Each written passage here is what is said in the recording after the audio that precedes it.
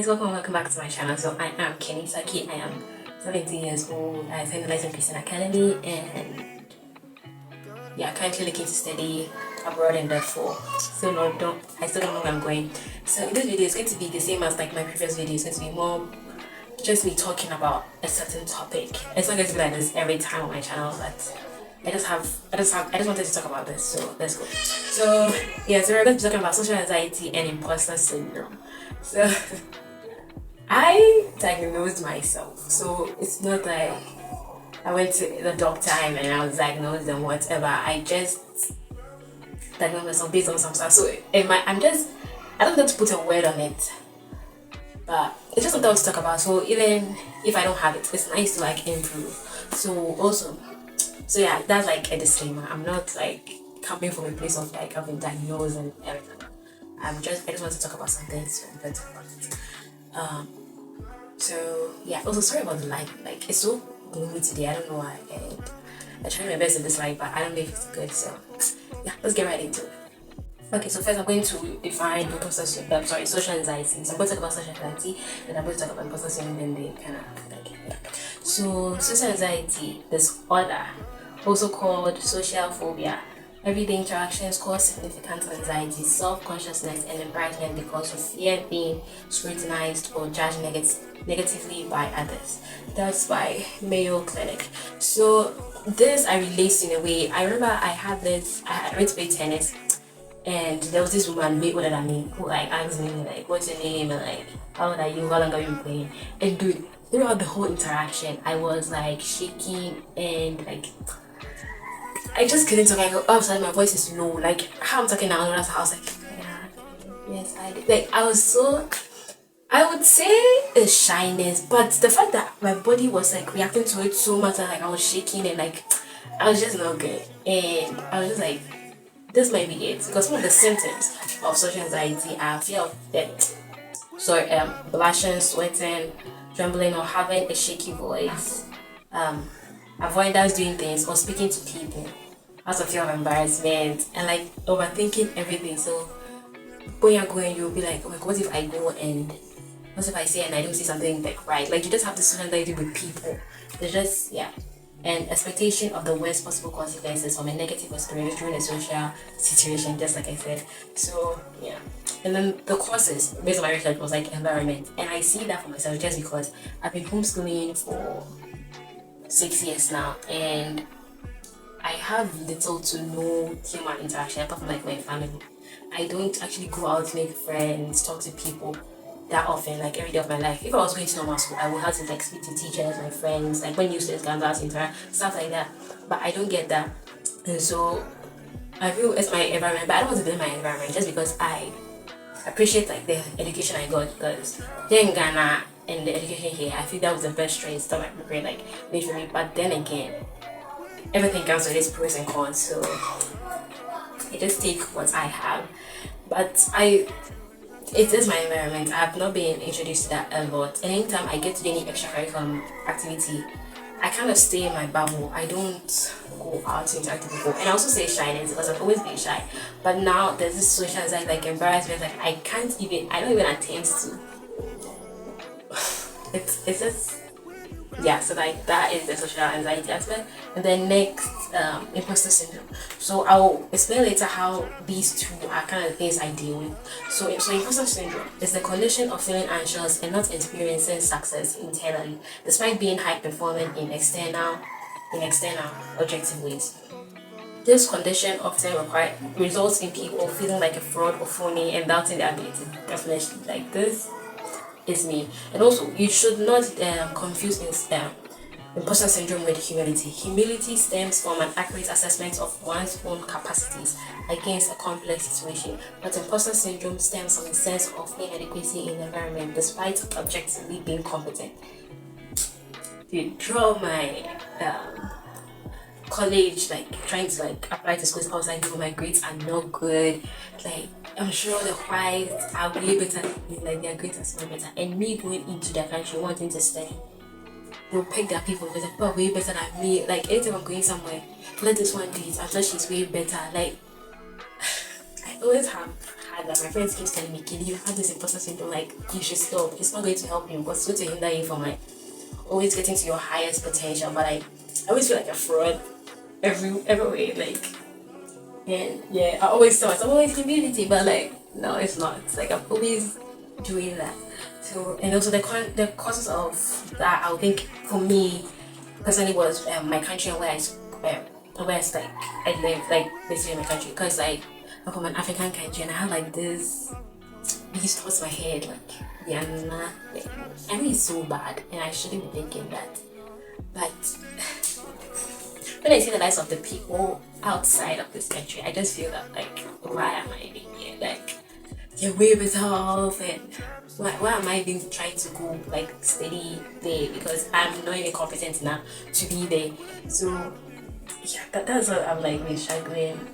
So this is I'm really trying to like work on it, and we're going to go into tips on how we can all combat both social anxiety and imposter syndrome. But yeah, also another one is I feel like my grades are not good enough based on some of the rejections. Yeah, so within my college applying stuff, I got a lot of rejections. Like I got rejection after rejection, I think 6 times. And 6 times I think, oh, that's what the schools. No, I actually applied to like 42 schools or so. So like I got rejection after rejection. I was like, it's not good enough, am I? Like the grades I have are nothing. They're actually nothing, like, because the schools didn't take me, and like I feel it's based on your grades and extra curriculums, and I feel my extra curriculums are actually not that bad. I did fashion, I played the piano, I played tennis, I'm supposed to NHS. So like I feel it's good, but I don't know. I just like my grades are not good. I'm just not, and then I keep pushing myself, and then like it's just a mess. So the more I get like higher grades, still I'm like, nah, this one good enough. Someone has higher grades than me, and also because I am third in class currently, and I'm like, so I couldn't even get higher grades. But then it gets to this point of like, even so like, can't you feel like if you feel, why don't you learn something from it? And after the day, I didn't really feel like I get A's and A pluses all the time. Like those are my grades since like I think 7th grade, since I started homeschooling. So I don't know why I always feel me confident. Like I really don't know. And if you guys also like feel this, in comment down below your own experience.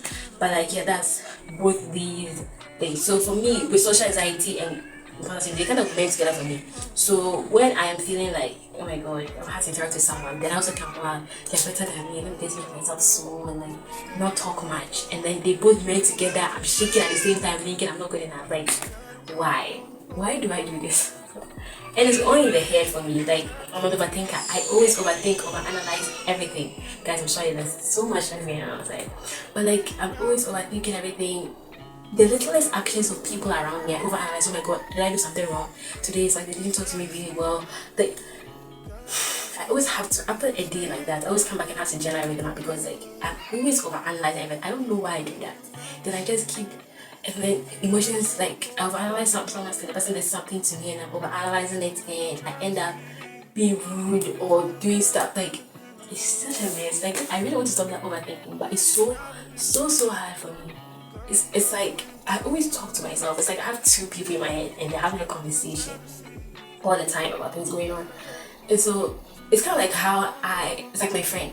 It's like I don't really get that much human interaction. It's like my best friends are in different time zones. I don't get them all the time. And so it's like my type of friend. So my friends like myself and like they're always talking in my head. It's weird, guys. It's weird, but like if you're also like that, comment down below. Okay, so now I'm going to go into how to combat this. So we're going to start with social anxiety. So I researched these tips so that I help myself and help you if you're also struggling. So the first one is to practice public speaking. This may be hard for me, someone like me, but then the opportunities. There's this program called Toastmasters. My dad is actually a part of it. He always told me to join, but again, social anxiety, imposter syndrome, I'm like, no. But it really helps. So like you're talking to people, you get to feel, get rid of like this nervousness. Like it's nothing. You just say what you want to say and go. And class is virtual. There's not too much pressure. You just speak. Stuff. And anyways, if nothing goes well, you can pretend like you're listening to something. You know, like just public speaking. Anyway, if you're also going to normal school, you can join clubs that speak and stuff like that. Or if you create a group yourself that's like organizes public speaking activities and everything like that. To gradually introduce yourself to anxiety-inducing situations. So maybe you're someone who goes out, like when you go out with your family to meet another family, you get really, yeah, you get the anxiety. So I think in time, don't like keep yourself from going, just interact. Like maybe sometimes I'm meeting like aunties and uncles that I don't know about with their kids, and like the kids are the same age as me, but like I'm so, and I'll just be with my parents sitting there bored. But then I could have gone to speak with them, trying to I just get anxiety from that. So like trying those types of situations. I'm sure you're already thinking about some stuff you could do, but like because of the anxiety, you know, just gradually, little by little, maybe you just say hello. It's just hello. The person wants to reciprocate, just the person will. If it's not happening, just leave, because sometimes they just don't also want to talk. But if someone is also going through the same thing and you say hi, they also say hi, and then it keeps going, So yeah, gradually. 2 and 3, ask your support system for a helping hand. So I feel when I go out to the world, like start making real life friends, I'm always saying I'm waiting for, but I know I should start now. But as of now, realistically, it can't happen. But having a support group, like, oh my god, you can do this, like, okay, I would speak first, introduce you, and you should keep the conversation going. Stuff like that, like having, okay, maybe when you're going out with your parents, okay, mom, please, you speak first, and then introduce me, and I will also, just to practice, and let's have people around you who you're already comfortable with help you. 4, check in with yourself. I am not a mind reader, they are not talking about me, okay? So, for me, when I go out, and I'm overthinking, oh my god, I have to interact with this person. What if they think I am this and that? Just think yourself, I am not a mind reader. Like, God didn't give you the ability to mind read anybody. So, just checking yourself, I'm not a mind reader. They're not talking about me. I'm just going to talk to them, and if I see the vibes not right, I just leave. If they are, I just stay there and make friends and talk and whatever. Yeah. Okay. 4, 5. Prepare. So I'm going for this party with my family. I'm going to meet a lot of new people, a lot of old people. Prepare yourself mentally, physically. Wear your best dress. Like feel as confident as you can be. And just go out and just talk to them. Because at the end of the day, if you're not confident in yourself, which is something I struggle with, we're not going to talk about that today. If you're not confident in yourself, you're not going to be alright talking to people. Like you have to make sure you feel good by yourself, so that when you're going out, you kind of radiate that. So prepare yourself mentally. I'm going to meet people. I'm going to do this and this, so that I am comfortable and can interact. Yeah. Also, be kind to yourself. It's not going to come easily, and I have learned that it's not going to come easily. Sometimes you're really going to struggle, but just be kind to yourself. Today didn't go wrong. What did I learn from it? How can I improve? And then you just keep improving from there. Okay, so that's all for social anxiety. I hope those things help you. Now, imposter syndrome. How to combat imposter syndrome? Refocus on values. So when we focus on values, you have to really think, what are my values? Why am I here? I'm here because I want something. Why am I holding back just because I feel I'm not competent enough? If I'm not competent enough, what can I do? I just work on it and then make myself competent enough to do said thing. So just know your why, like your values. Why am I here? I know why I'm here. So just like if you think, because most of the time it's just in your head. So if you think about it that way, you are able to kind of like come back to such situations, because like you know why you're here. That why and that value keeps you warm. So yeah. 2, get out of your head. Again, it's because it's a mental thing. You need to get out of your head and just flow with the situation. Like you're going to do a presentation, or whatever. Oh my god, what if it's so bad? What if it doesn't go well? What if I don't know how to speak? What if I'm not as smart as them? Blah, blah. Just get out of your head. You prepare the presentation. It means you know what you're talking about. So you just say it immediately. That's 2, 3. Keep failure in perspective. Learn from failures. Do not focus on them. You need to learn. I struggle with this so much. Learn from the failures. Don't focus on them. Okay, so last semester, the past semester I just had my 3rd quarter. I got an A- in math, and I was like, oh my god, I've not got an A- in math. So I've never actually got an A- in math, I believe. And so I always get an A. Like I'm always on the edge of A because math is not for me. So I'm always like a 93, which is an A. But this time around, I wasn't able to, and I just kept focusing. Oh my god, I'm such a failure. Like, what's my parents going to say? Like, I literally, for me, failed in math, and I was just focusing on that because myself. I was so bad. But then I think again, I found that sometimes I don't understand, but then I go ahead with the math. So I'm just learning from my failure. Sometimes the time I do math is not really good for me. Like I do it later on in the day just because I have anxiety, I'm feeling it, that kind of thing. So why don't I do it earlier in the day when my mind is fresh and stuff like that?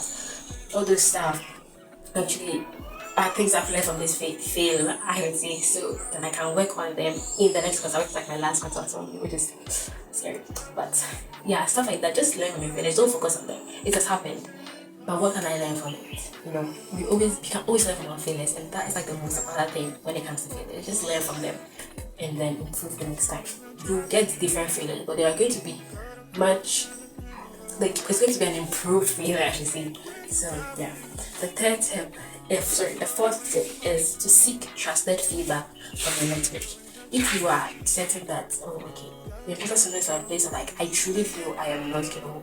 Okay, get feedback from the people around you. Trusted people, not people who want to bring you down and who are like feeding off your imposter syndrome. Like, people who you trust are going to give you real and like constructive like feedback. You know, yeah, that is really going to help. So that, yeah, you feel your imposter syndrome and maybe it's valid, but you have someone who has noticed it and is trying to also help you, giving you the feedback you need to improve and get out of that mindset. So trusted people. Make sure the people are really good people already.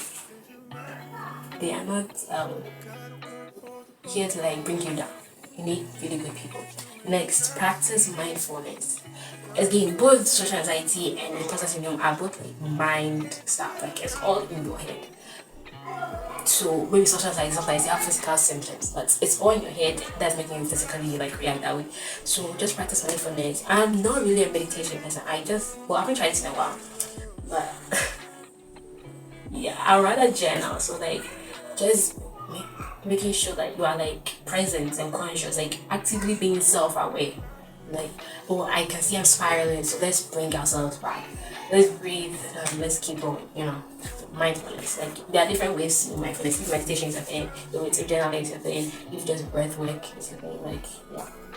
So I think yoga, moving, and like just being mentally stable, like calm. So sorry with me. Next, be kind to yourself, just like you said in the social anxiety, like how to combat it. And also, you should know that you are human. You're going to make mistakes. You're not always going to be the best of everything. Sometimes you truly are the imposter. Like I need to understand, like you are the imposter, but as an imposter, you also have like how do I call it? You also have an advantage. If you're an imposter, means you don't know much. You can learn from the people who do know much around you. Don't think, oh my god, I don't know anything. Like, why am I here? You're here to learn. You know, you're in that space to learn. So, working with your environment, just learning, you're human. You're going to make mistakes, yeah, you're going to be the imposter sometimes, but you can always learn from it and come out of it. You don't need to stay in it. Everything I've said today is just like a reminder to myself. Like, I need to watch this video and like think like all the time when I'm going through these things. But yeah, I've been talking for a while. I'm looking for like 2 minutes now. So yeah, thank you guys. I hope this video will like help someone. So I'm also going to be going on this journey, be sharing as I'm going, like how I improve. I hope this video helps someone because sometimes you all need just someone who also is going through the same thing.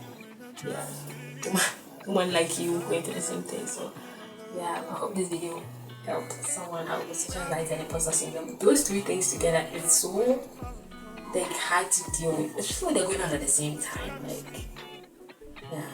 And also, again, I am not diagnosing myself. Maybe I don't have it, but some of the symptoms I kind of relate to, so I just call it social anxiety, and then I can just work on improving that because I do, like, it does affect my life sometimes. So, yeah, what has been going on, lots of financial, like, college stuff, I need to figure all that out. May 1st is coming, so I hope, how you guys also doing? Are you guys also, like, during in that state of life? Comment down below. And thank you guys so much for watching. Don't forget to subscribe, like, and comment. And I'll see you guys in my next video. Well, I don't know what video is going to be, but I hope it's like more stuff because enough of the sit-down videos. I feel it's even hard for me to watch, so I hope you guys enjoyed it. Bye!